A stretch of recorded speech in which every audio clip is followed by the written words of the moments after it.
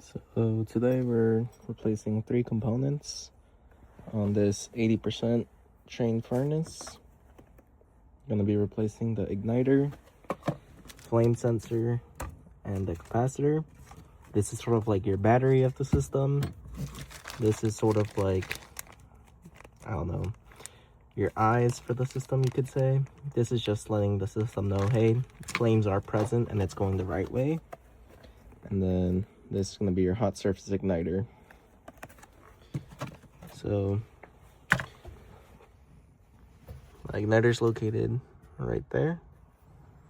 On the opposite side is going to be my flame sensor. So when the hot surface igniter glows hot red, gas gets released, turns on and goes all the way down to the flame sensor. Flame sensor says, yep, last burner's on, going the right direction. Keep the system on. If it doesn't detect it, it'll shut the system off. And here in a second, when I do take it out, I'll show you why we're replacing it. And then lastly, your battery, which is going to be the single run capacitor.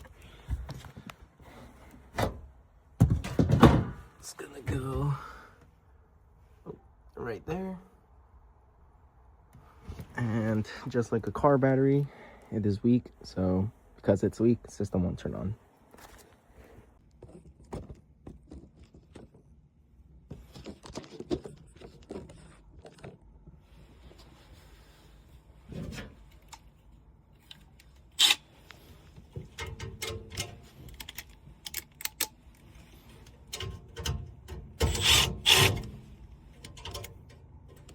So you only want to take this off once the power is off good.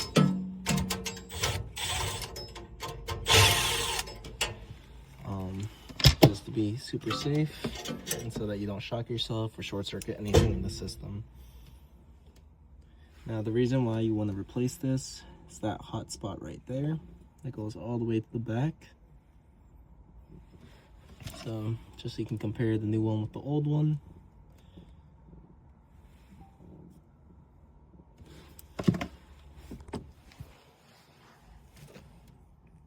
Old one, new one. So it does come with its own bracket. However, I just like to reuse the one that's already present in the system. So I'm gonna go ahead and take that apart now. Okay.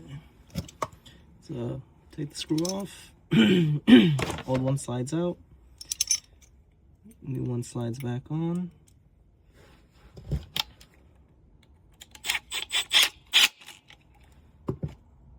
And now it's ready to go back on. You do want to test to make sure that it's testing well. I did that prior, but you would just get your multimeter, put down ohms, and you want to put it in here. Every igniter is a little different, but as long as you have between 40 to 60, you're okay. Gets reattached there. And I'm going to go ahead and reinstall it.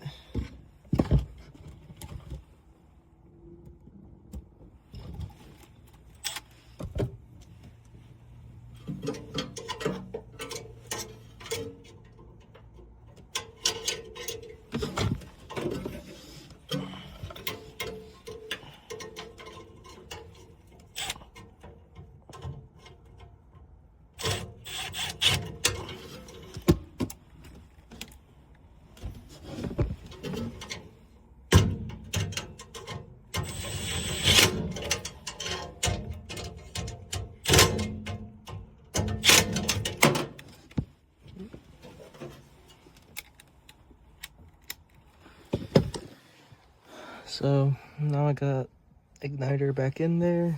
I'm gonna take out the flame sensor next.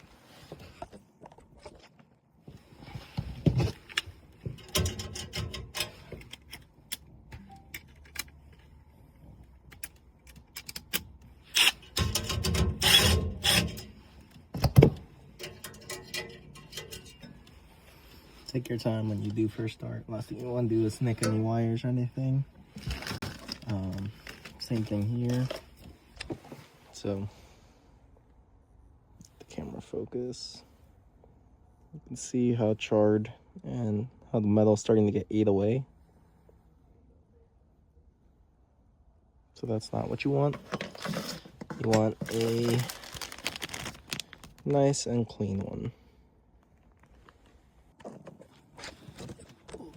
So with these, you just want to make sure you get it on the same way that the old one was on, and in the same position, because if not, you're gonna have issues with your system not turning on. Then slide it in there.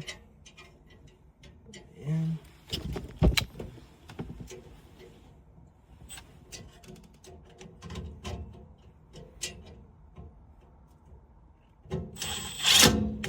There we go. So now you got flame sensor in the right spot, as well as your igniter. So next up on the list is going to be the capacitor right there.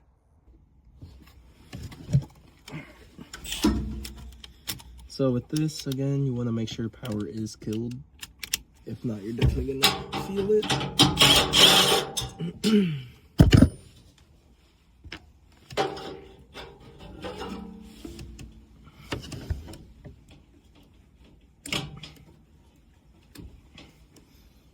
Out with the old and with the new.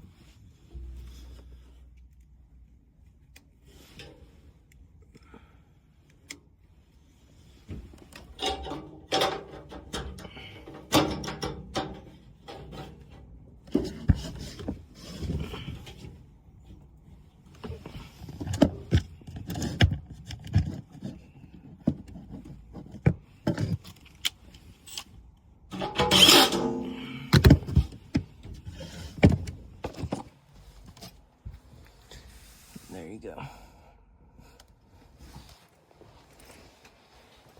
So now, go ahead, turn on power. I'm just gonna get this door back on there to cover up the blower, and then I'll check back in. The door's back on, igniter's on.